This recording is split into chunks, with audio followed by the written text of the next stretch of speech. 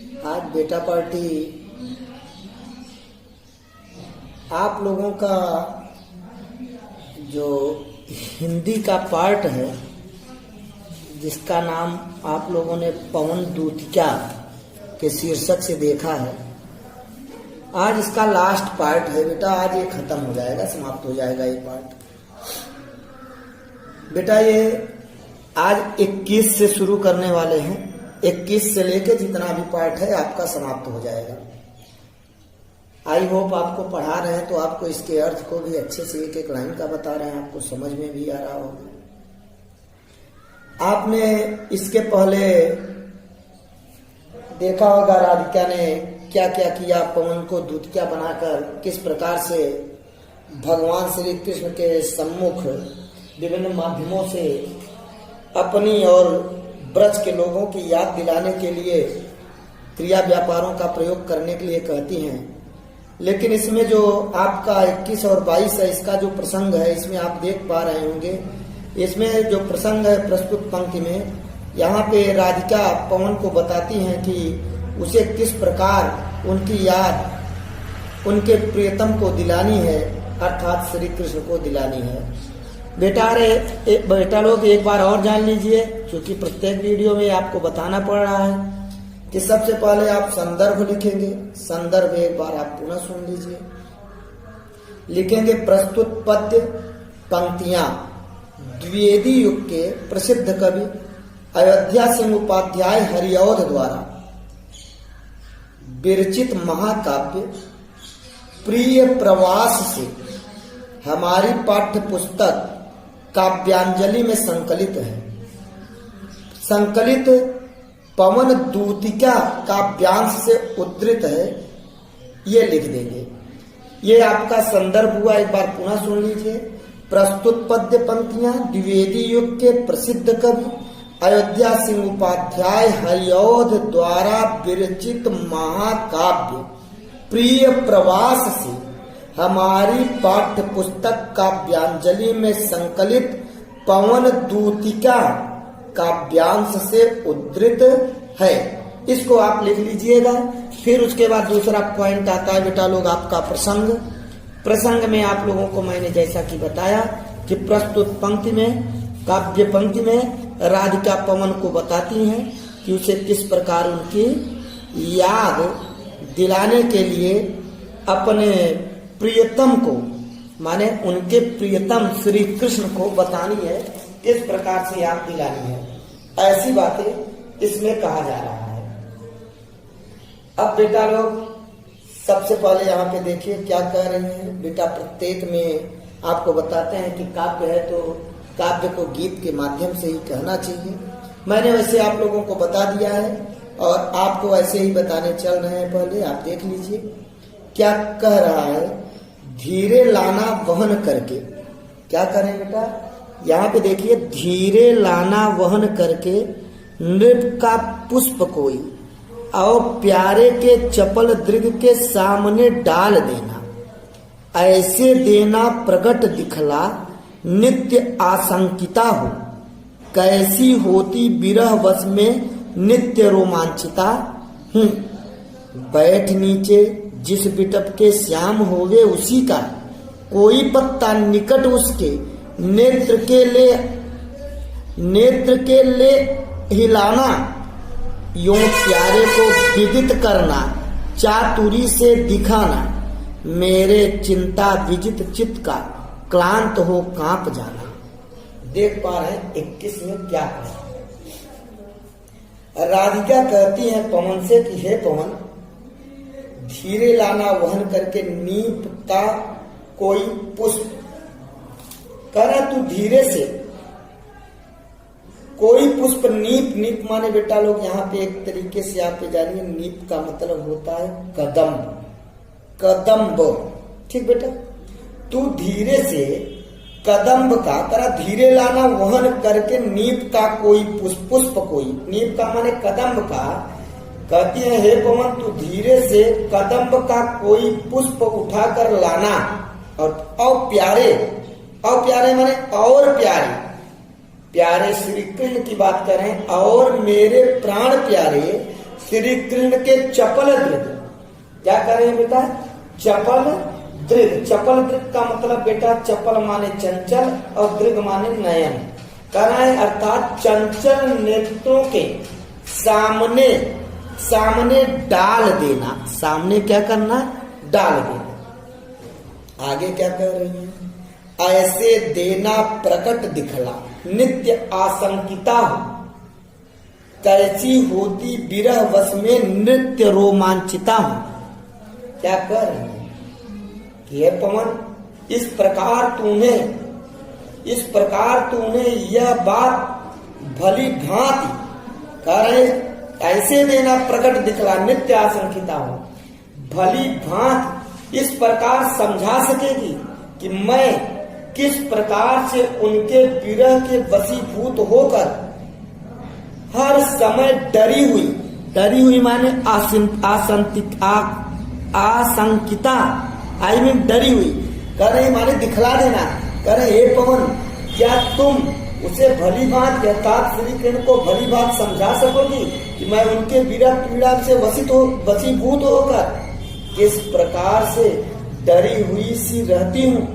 और फिर क्या कर रहे हैं, कैसी होती विरह बस में नित्य रोमांचिता, और नित्य प्रति कैसी होती विरह बस में नित्य प्रति पुनर्मिलन की कल्पना से, पुनर्मिलन की कल्पना से पुनः पुनः बार बार करे नित्य, बार बार पुनः पुनः कहिए चाहे बार बार, कदम के पुष्प से, चूंकि कदम के पुष्प के समान की बात किया है ना, तो पुष्प से ही तुलना करना है कि कदम के पुष्प से सब पुष्प के समान रोमांचित होती रहती हूँ।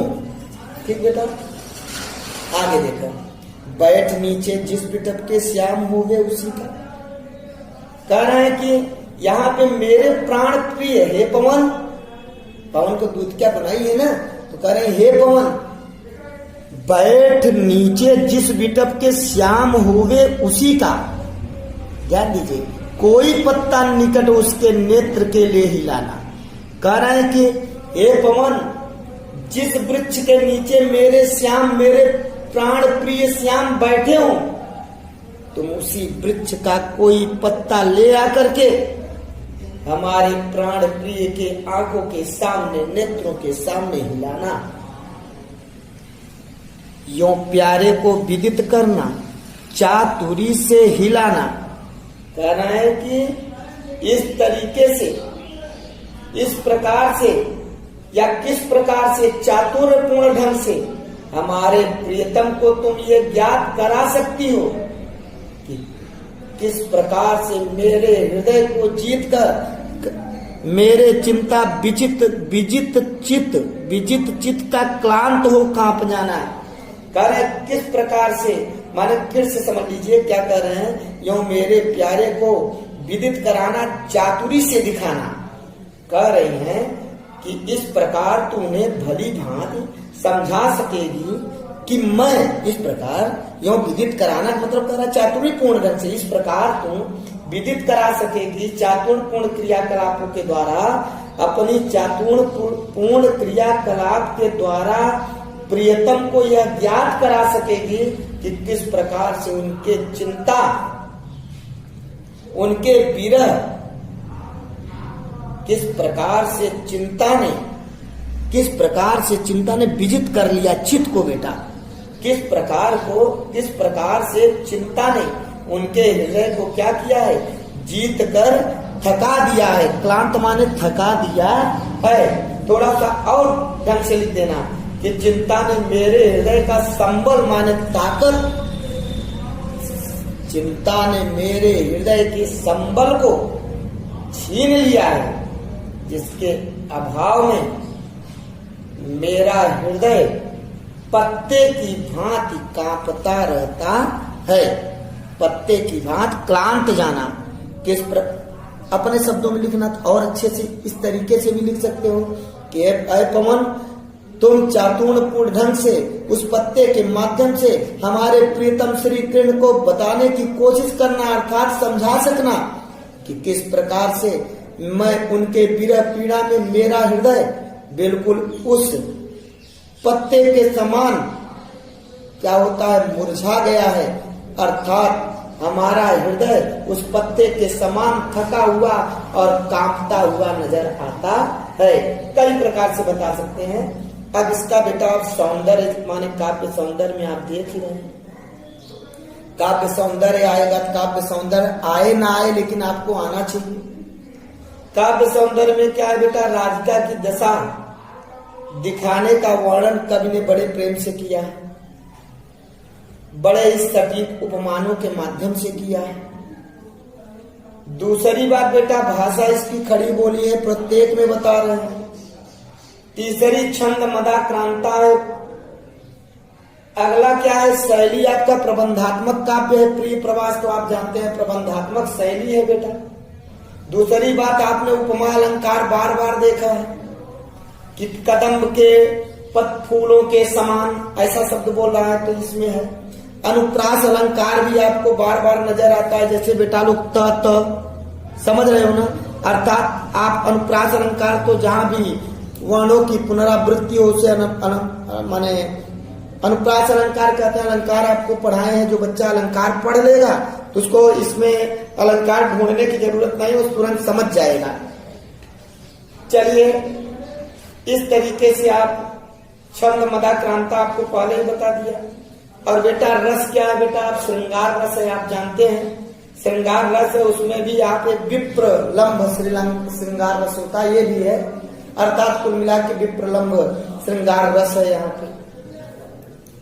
आगे आप अविदा और लक्षणा है, इसमें बेटा शब्द शक्ति, आपको एक वीडियो बोले हैं बनाने के लिए, अविदा और लक्षणा और ये सब क्या है आपको बताना है। चलिए अब आपको लेके चल रहे हैं अगले में। अगले में क्या है बेटा लोग आप जानिए। यहाँ सूखी जाती मलिन लतिका जो धरा में पड़ी हो, तो पांव के निकट उसको श्याम के ला गिराना। सूखी जाती मलिन लतिका की बात कर रहा है, मलिन लतिका जो घर धरा में पृथ्वी पर पड़ी हो बेटा, पांव के निकट उसके श्याम के ला गिराना। यो सीधे प्रकट करना प्रीति से वंचिता हो, मेरा होना अति मलिन और सूखते नृत्य जाना। ऐसी बात कर रहे हैं। पहले इसका प्रसंग जान लीजिए, इसका मतलब आप दिखाई पड़ रहा है। प्रसंग में क्या कह रहा है बेटा, यहाँ पे पवन को दूतिका बनाकर राधा ने भेजा है, श्री कृष्ण के पास क्या भेजा है, अपना संदेश भेज रही है। और इन पंक्तियों में इस पंक्तियों में क्या है बेटा लोग, श्री कृष्ण के रूप माधुर्य का चित्रण कर रही है। आपका ये है आगे एक पेज और माने एक पार्ट और है 24वां, उसमें भी उसको हम पलटेंगे तो दिखाई पड़ेगा आपको। तो इसका अर्थ आप जान लीजिए बेटा क्या कह रहा है। कह रहा है कि राधा कहती है पवन से, थे पवन सूखी जाती मलिन लतिका, यदि तुझे धरती पर धरा में पड़ी हो, धरा में पड़ी हो, कह रही है धरा में पड़ी हो, कैसा पड़ी हो बेटा, मलिन लतिका सूखी जाती। अर्थात बेटा यहाँ पे कह रहा है यदि तुझे धरती पर कोई सूखी हुई लता मिल जाए, सूखी हुई लता मिल जाए, तो उसे श्री कृष्ण के कह रहा है तो पांव के निकट उसको श्याम के ला गिराना। समझ रहे हो ना, अगला लाइन देख लीजिए। तो उसे यदि पड़ी हो, यहाँ पे तो इतना ही है कि यदि कोई सूखी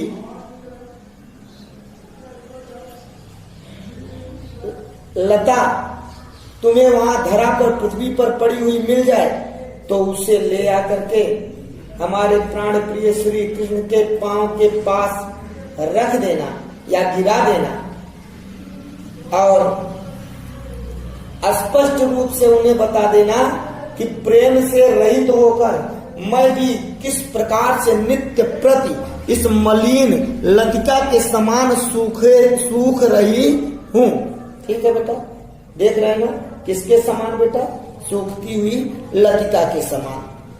अब यहीं पे आपका उपमा अलंकार हो जाता है। यो सीधे से प्रकट करना प्रीति से वंचिता हो, मेरा होना अति मलिन और सूखते नृत्य जाना। क्या कह रहे हैं, कह रहे हैं कि हे पवन, यदि कोई यो सीधे कह रहे हैं कि पवन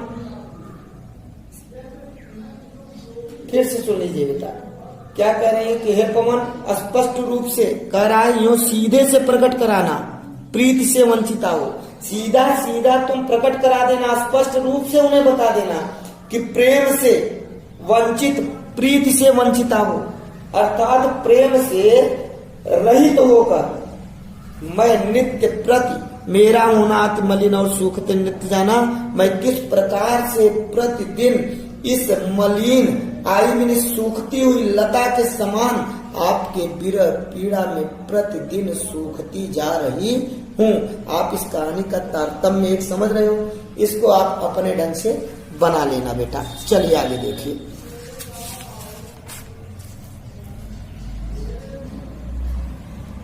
एक मिनट बेटा,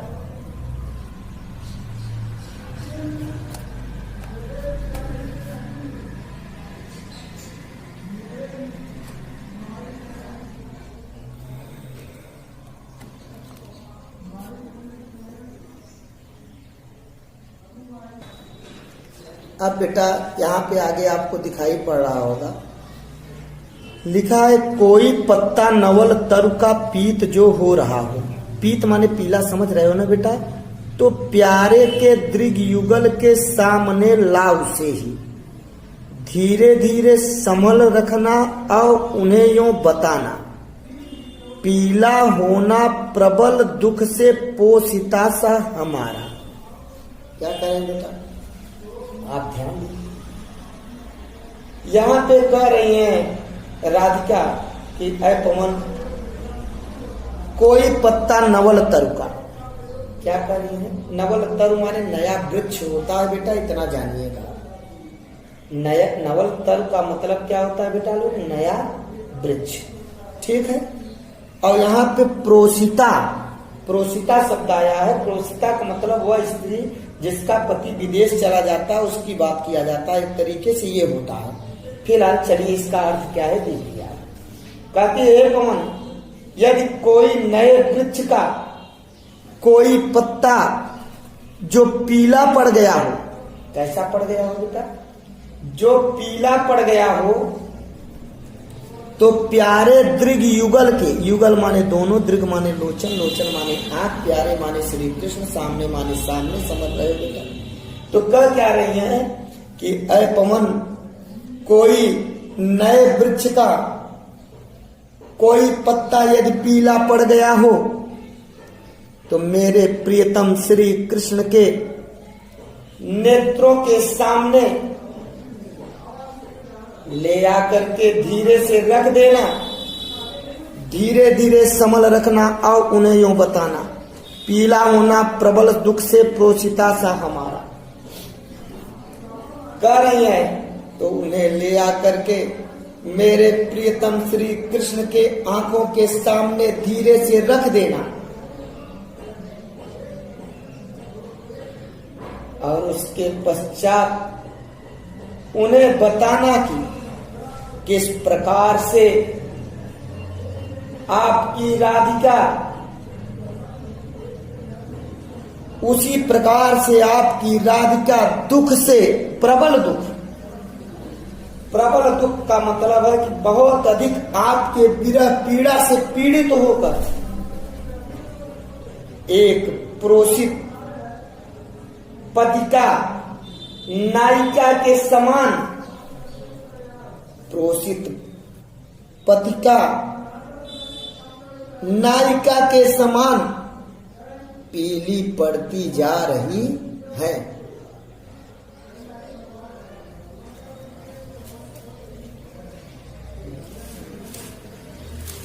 अब बेटा लोग अगला आप लोगों का देख रहे हैं, लास्ट है, लास्ट के 2 पार्ट और बचे हैं, 25 और 26।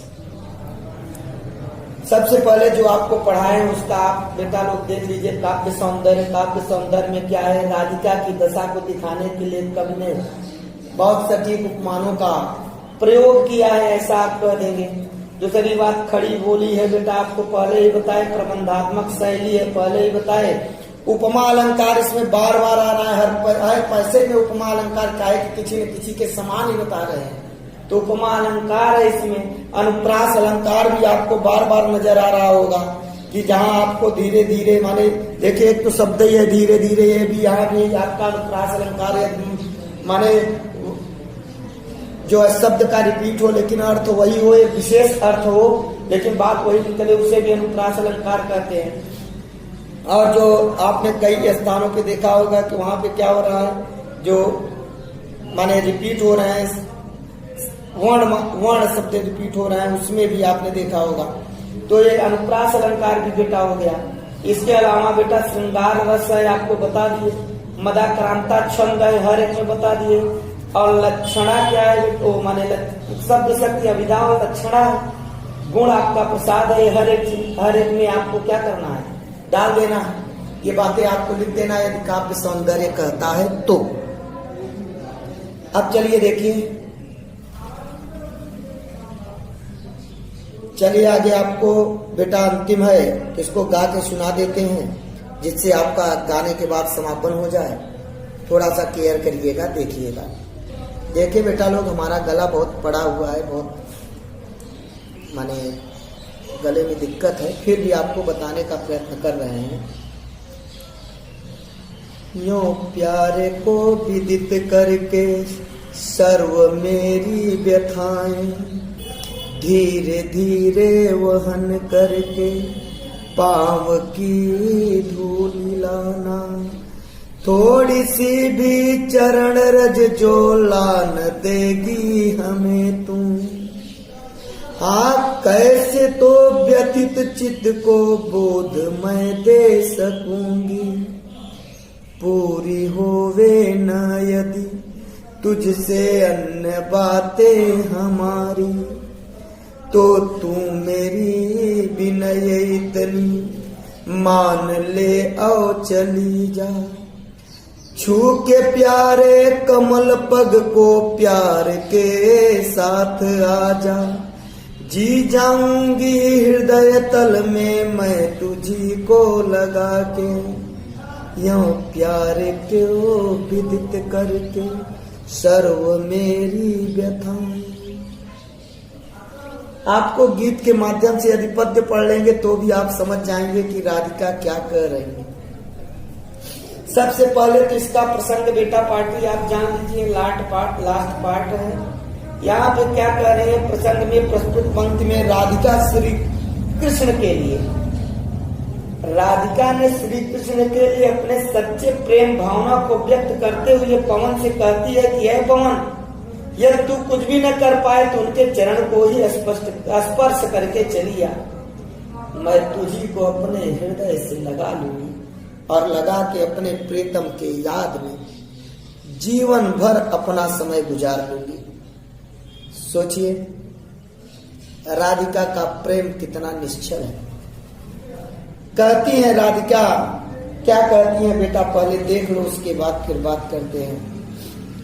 कहती है कि यूं प्यारे को विदित करके सर्व मेरी व्यथाएं, धीरे धीरे वहन करके पांव की धूल लाना।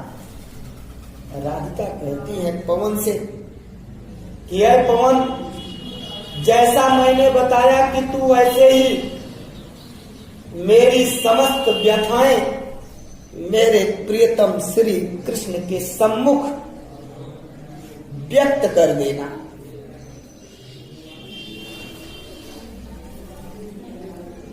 धीरे धीरे वहन करके पांव की धूल लाना।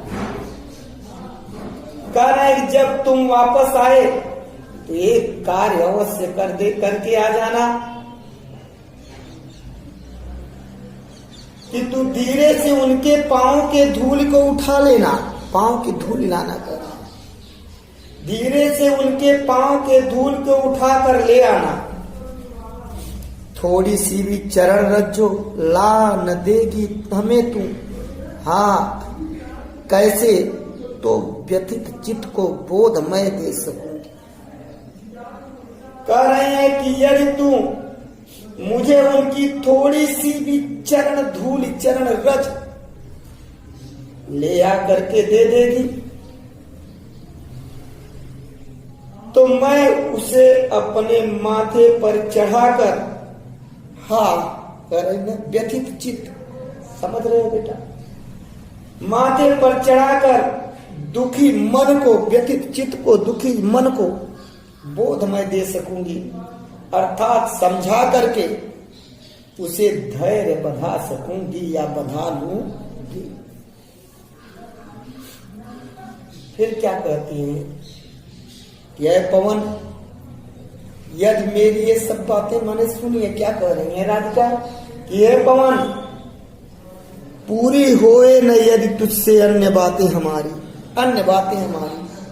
अरे पवन, आज तक अब तक जितनी भी बातें मैंने तुमसे, अभी तक मैंने जितनी भी बातें तुमसे बताई है, यदि ये सब के सब बातें तुमसे ना हो पाए, यदि तुमसे पूरी की पूरी बातें ना हो सके,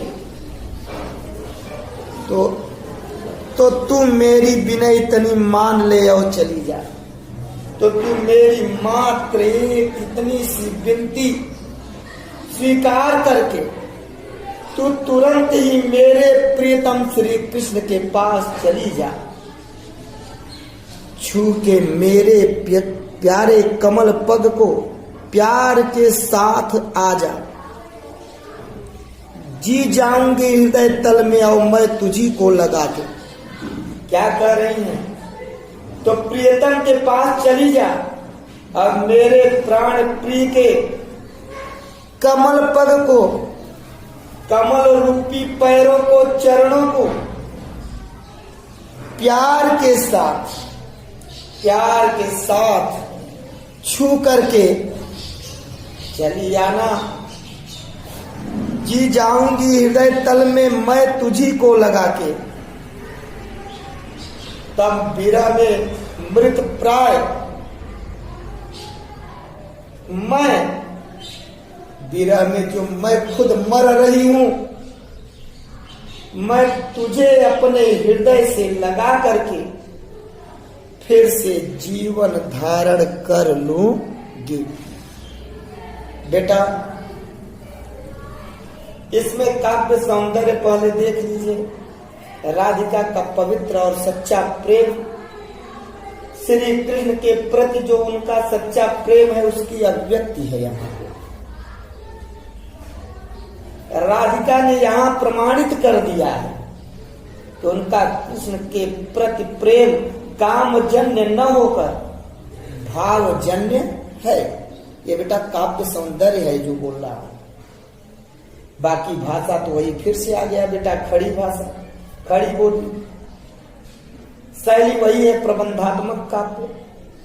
अलंकार वही है आपका। यहाँ पे कई अलंकार है बेटा लोग। एक तो आपने देखा कि रूपी उपी रूपक अलंकार आ गया, एक बेटा मानवीकरण अनुप्रास अलंकार आ गया, रस आपका विप्रलंभ श्रृंगार रस है, छंद वही मदाक्रांता, ये पूरे के पूरे में गुण प्रसाद है और शब्द शक्ति अभिधा है। इस प्रकार से बेटा लोग यहाँ पे मैंने आपके अर्थ को बताया, माने काव्य के अर्थ को बताया। एक बात का ध्यान दीजिएगा बेटा लोग, जो पेपर में आता है वो अंडरलाइन करके आता है, उतने का ही आंसर देना होता है, प्रायः ऐसा ही आ जाता है। पूरे का अर्थ आएगा तो पूरा अर्थ बताएंगे, जितने का अर्थ आए उसके एक भाव को प्रकट करना। भाव आपको आगे पीछे लेकर ही लिखना होता है। अगर 1.5 लाइन 2 लाइन का आपको अर्थ लिखना है, इसका मतलब ये नहीं कि आप पीछे के पार्ट के अर्थ को लेते हुए ना लिखें।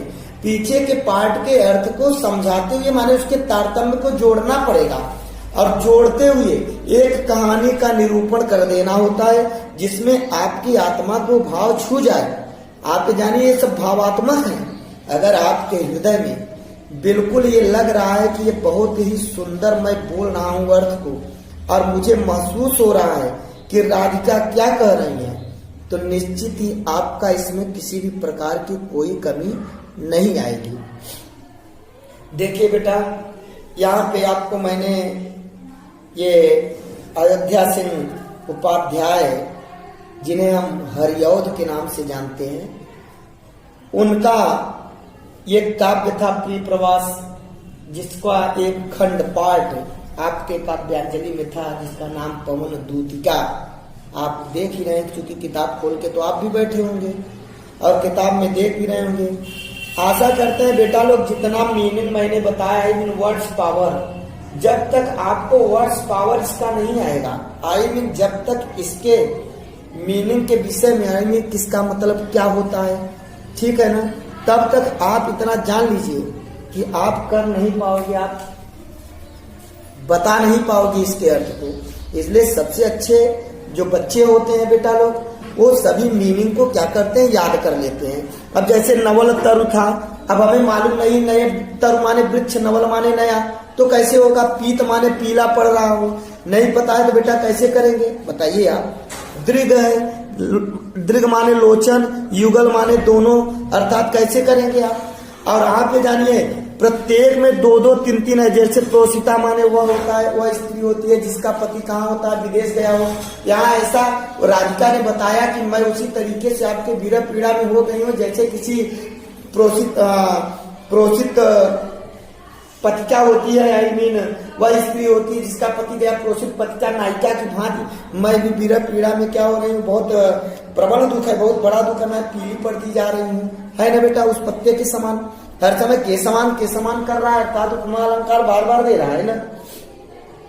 और जानिए बेटा चित्त माने हृदय भी होता है, चित्त माने मन होता है, मन ही हृदय है, आपको मालूम है जो मन अंदर है वो हृदय ही है, तो अर्थात हृदय है। चरण रज माने चरण मतलब जानते हो, रज माने धूल होता है बेटा, कण होता है, आई यहाँ पे धूल से मतलब होता है, और धूल की बात ही कर रहा है तो धूल रूपी ही तो रज है, यहाँ पे आपको समझना है, ठीक है ना बेटा लोग। अर्थात जब आप एक एक वर्ड से एक एक मीनिंग का अर्थ आप जानते रहेंगे, तब जान लीजिए कि आपको किसी भी प्रकार का कोई अर्थ लिखने में दिक्कत ना होगी। लेकिन अगर आप नहीं जान पा रहे हो तब आपके लिए प्रॉब्लम होगी, और आपके लिए जब प्रॉब्लम होगी तो फिर आप जानिए लिख नहीं पाएंगे। सबसे पहले तो एक बात जानिए नंबर कहाँ पर मिलता है। नंबर सबसे पहले तो आपका पहला नंबर जब जैसे 6 नंबर का है तो 2 नंबर तो वही मिलता है जो संदर्भ बार बार बताते हैं वीडियो में, आपको संदर्भ आप अच्छे से तैयार कर लो। दूसरी बात, इस पद्य को आप तैयार करके रखो, देखते ही जान जाओ पवन दूत क्या है। वैसे जो भी बच्चा पूरा वीडियो देख लिया, जो भी बच्चा पूरा पढ़ लिया, उसको पता चल ही जाएगा, किसी भी प्रकार का कोई दिक्कत ना होगा, ठीक है ना। आगे का जो आपका चैप्टर है बेटा लोग, पवन दूतिका के बाद एक चैप्टर है कैकेयी का अनुताप, कहते उसको भी आपका वीडियो बना के हम डालने वाले हैं। आप जरा सा भी चिंता ना करिए, हिंदी के सभी पद्य अर्थात हिंदी का संपूर्ण कोर्स आपका मैं पढ़ा दूंगा, और लगभग मैंने पढ़ा भी दिया है। आप पीछे के वीडियो में जाके देखेंगे तो आपके कोर्स में जो भी चीजें हैं वो सब बताया गया है, और उसको आप अच्छे से बेटा लोग तैयार कर लो। ये कभी मत कहना कि अलंकार जितना पढ़ाया हूँ वो आप में नहीं है, आपके पूर्ण छंद संपूर्ण रस आपका ये और आपके माने पुस्तक का पार्ट है, लेकिन आप समझ नहीं पाते कि इसको कहाँ है कहाँ नहीं है। इसलिए आप सबके सब इसको अच्छे से बेटा लोग तैयार कर लेना, और आशा भी करते हैं कि आप इसको तैयार कर लेंगे और हिंदी में एक अच्छे अंक प्राप्त करेंगे। अब बेटा लोग चूंकि आज यह पवन दूतिका पार्ट 4 पार्ट में आपको बताए भी थे कि बनाएंगे, और 4 पार्ट में एक समाप्त हो गया है। तो आप लोगों को बेटा लोग यदि वीडियो ये पसंद आ रहा हो तो वीडियो को बेटा लोग लाइक कर देना, सब्सक्राइब कर देना, और आप अपने मित्रों को भी क्या कर देना बेटा लोग, इसको शेयर कर देना, और उनसे भी कहना कि इस वीडियो को देखें और लाइक और सब्सक्राइब कर दें। क्योंकि बेटा हमारा चैनल अभी 4 महीने पुराना है, 4 महीने भी ठीक से नहीं बीता हुआ है, शायद 13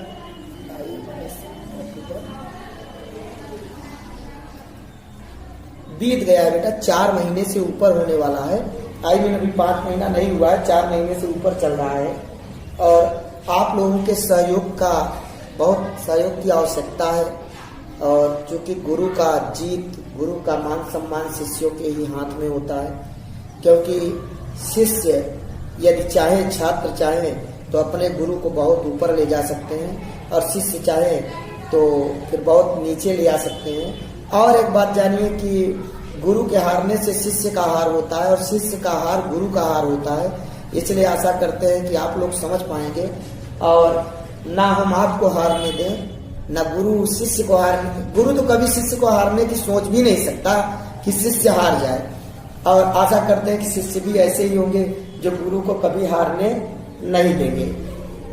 और आप लोग एक बार पुनः कहते हैं बेटा लोग लाइक सब्सक्राइब कर दीजिए, वीडियो को देखिए और धन्यवाद बेटा पार्टी।